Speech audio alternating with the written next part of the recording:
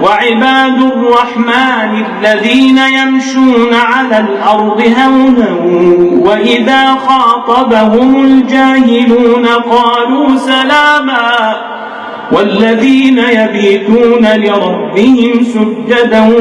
وقياما والذين يقولون ربنا اصرف عنا عذاب جهنم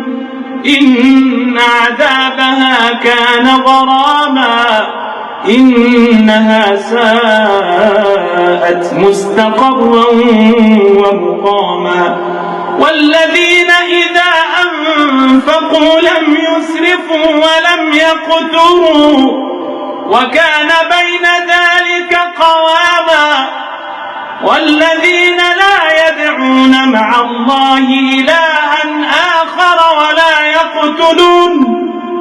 ولا يقتلون النفس التي حرم الله إلا بالحق ولا يزنون ومن يفعل ذلك يلقى أثاما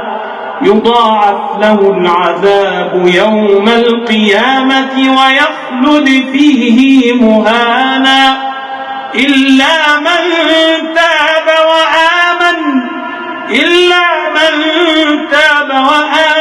وعمل عملا صالحا فأولئك يبدل الله سيئاتهم حسنات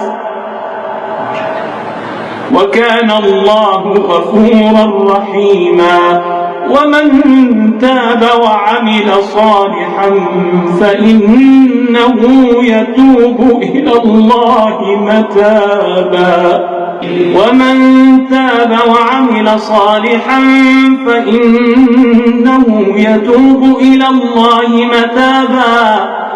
والذين لا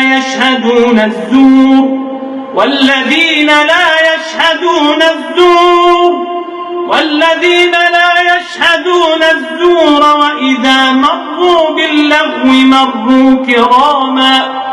والذين إذا ذكروا بآيات ربهم لم يخروا عليها صما وعميانا والذين يقولون ربنا هب لنا من أزواجنا وذرياتنا قرة أعين واجعلنا للمتقين إماما أولئك يجزون الغرفة بما صبروا ويلقون فيها تحية وسلاما خالدين فيها حسنت مستقرا ومقاما قل ما يعبأ بكم ربي لولا دعاؤكم فقد كذبتم فسوف يكون لزاما.